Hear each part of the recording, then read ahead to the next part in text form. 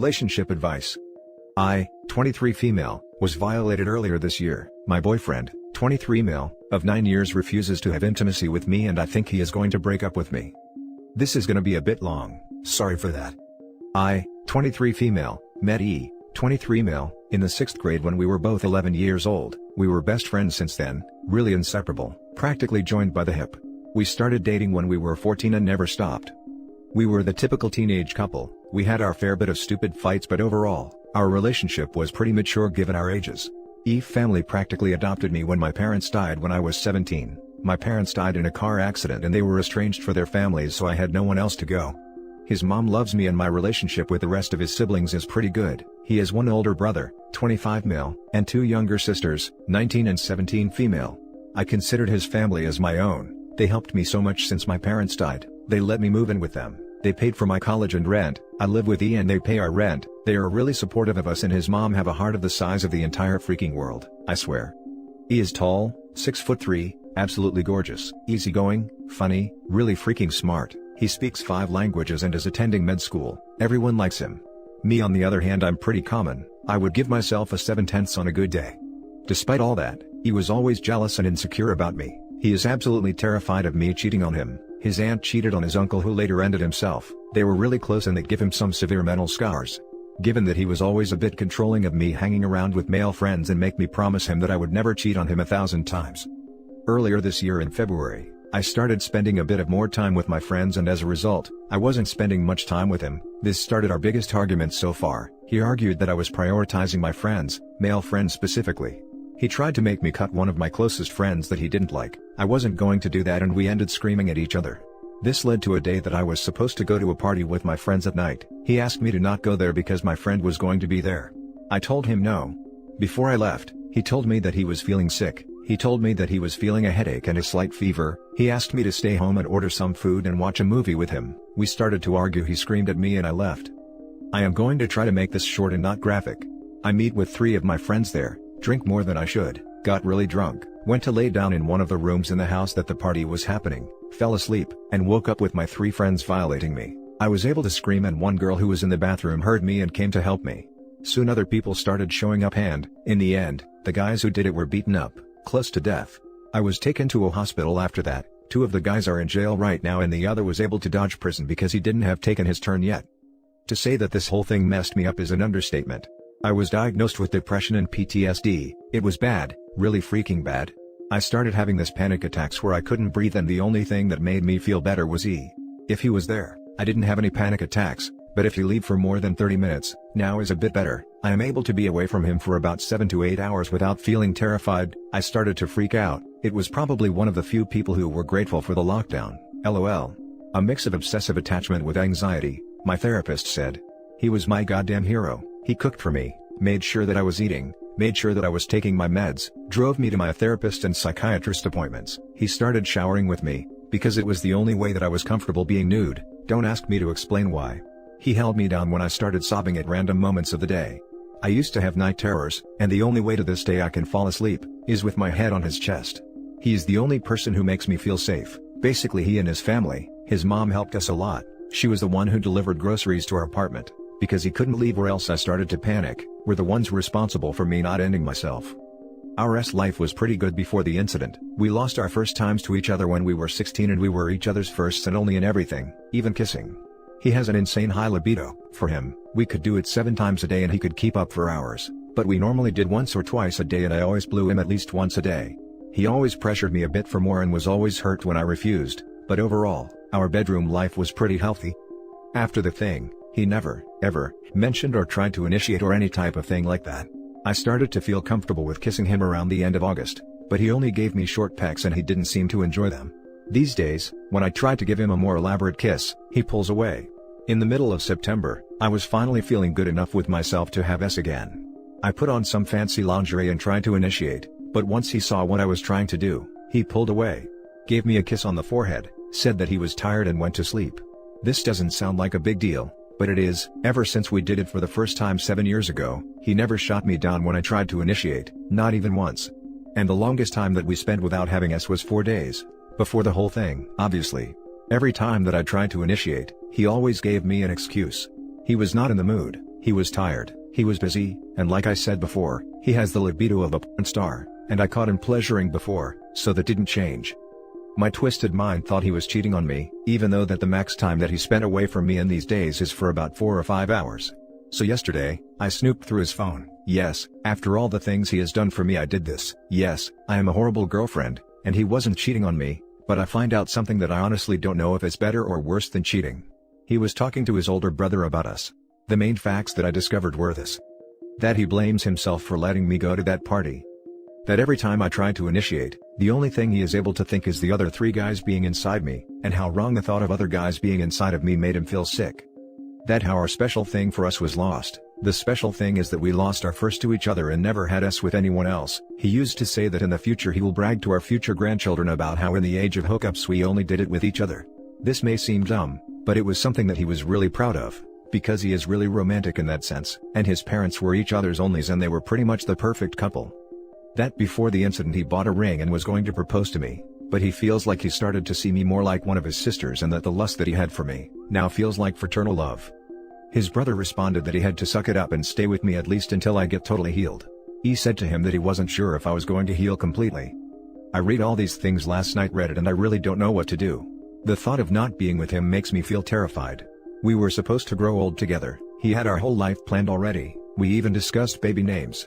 He is absolutely perfect and I don't want to lose him. I have a therapy appointment next Monday, but I don't think I'm able to keep this to myself until then. I'm really desperate here, any advice is really appreciated. Sorry for the long post, I feel like I needed to vent a little. Now for the top advice. Tell him what you saw and talk to him. I am sorry for what you have gone through, and what you will go through, because he is likely on his way out. I had a buddy whose girl went through something quite similar. He was simultaneously angry for failing to protect her, and angry that she put herself in danger despite his request not to go on the skiing trip. They tried couples counseling. It did nothing for them but might for you. I would suggest that he get to therapy as well, to help him process the event. I think it would be compounded if one of these scumbags was the guy her boyfriend asked her to cut contact with. Definitely not her fault, so I hope it didn't sound like I'm implying that. And count me in on the boyfriend getting therapy wagon. It was one of the 3 guys that he didn't like. He is going to therapy since the thing. It's already over. He's waiting for you to get somewhat sane before he leaves. I don't think he can get over the thought of seeing you defiled, and I don't think he can forgive you for going to the party when he told you he was concerned about hanging out with those guys, and for leaving him when he was sick. I hate to break it to you, and I feel terrible about what happened to you, but I don't think he is your boyfriend any longer. He is your caretaker, for a bit. Then, he will be somebody you used to know. Damn, you made me realize something about what's happened to me before. My ex openly cheated on me while I was almost dying. Made me plea not to do it. After the breakup and everything, the person she ran to was violent with her. Nothing can ever change the hurt and I moved on. I helped her for a bit, because I loved her kids a lot, but I was never going to be back with her no matter what. This is a tiny bit of the full story, but yeah, you're right. Sometimes, decisions have unintended permanent consequences. I don't have any advice for you, but I just want to say that I am so sorry this happened to you. Please know that this was not you or your boyfriend's fault, and I hope someone on Reddit can guide you guys in the right direction. Thank you. Now for the last story. I was violated and got pregnant. My 26 female boyfriend, 30 male, is changing his mind about the baby. I won't go into details about the titular incident, but I'll have sole custody of the baby. I'm now about 35 weeks pregnant, so, real 11th hour stuff here. My boyfriend and I have been together nearly 3 years. When we first found out I was pregnant, we hoped that the baby could be his, but a test proved it was not. I was early enough at that point to terminate, and I considered it, but my boyfriend said that he wanted to be there for me and the baby, and that he was ready for this, if I was ready too. I told him to take some time to think it over, and after a few weeks, he told me he was certain that this was what he wanted. Now he's changing his mind. I'm about 95% sure this is related to his family, as he went to see them in person for the first time in months last weekend. He had to tell them about the nature of the conception, as the baby won't look like him. He came back Sunday night. I asked how it went, as he'd been ignoring my texts, but he just said he wanted to go to bed and we'd talk in the morning. Monday morning, there was no talk, and when I went to kiss him, he pulled away. It's now Thursday and our conversation all week has been limited to me asking questions and him giving one-word responses. Then earlier today some baby furniture arrived. I started putting it together. Then my boyfriend came home and I asked him to help. He said, "Your kid, do it yourself." I asked where that came from, as he's been saying this is our baby for months now.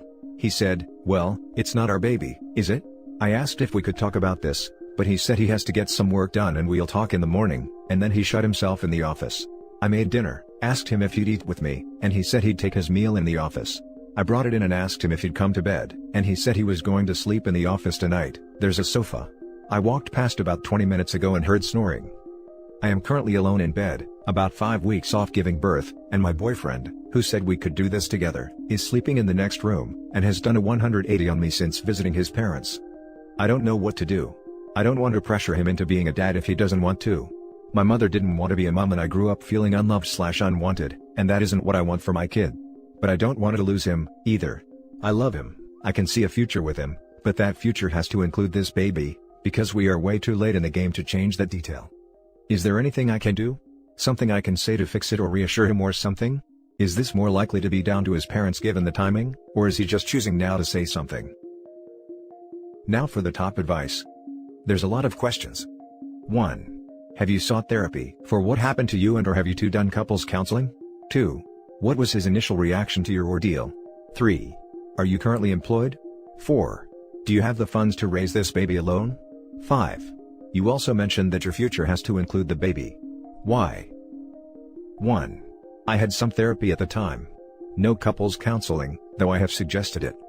2. He was worried for me. Made sure I was alright, helped me with the legal case, nearly fought the guy who did it. 3.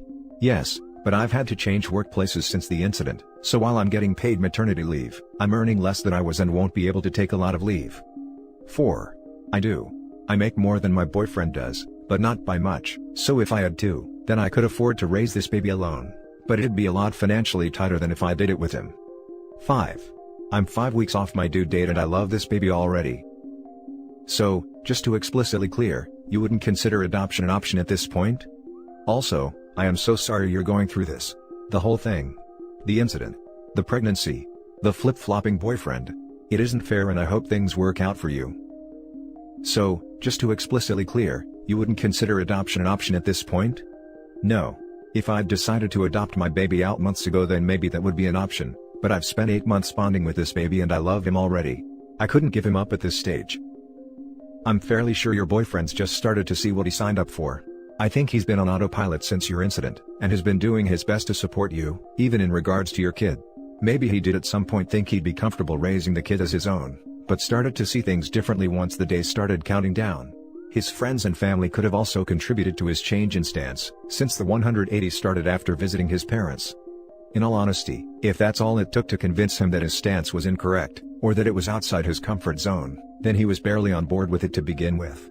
I don't know if he lied back when he said he'd raise the kid, or if things just started to set in. Either way his decision will probably stick. I don't say that to be cruel, but it takes a special type of guy to do what you're asking. You may already be in love with the kid, but your SO doesn't have that connection. If anything, he'd forever associate the child with your violation, and your violator. I know this isn't what you want to hear, but I think it's good that this is coming out now, and not later when the kids are there. The kid deserves to be raised in a good environment. If your SO doesn't think he can do it, then you pretty much have your answer. If you're both willing and able, I guess you could try your hand at couples counseling. Having a professional therapist in the room may help clarify some things, and sway your SO if possible. If nothing else you'll finally know his actual stance on the matter, and how he feels about the situation. I'm sorry you're in this position, wish I could offer better advice. And that's it for this video guys. If you have thoughts to share, leave a comment below. Don't forget to hit like and subscribe if you like this content. Turn the notification on to get updated on my latest posts. I'll catch you in the next one. Good day everyone.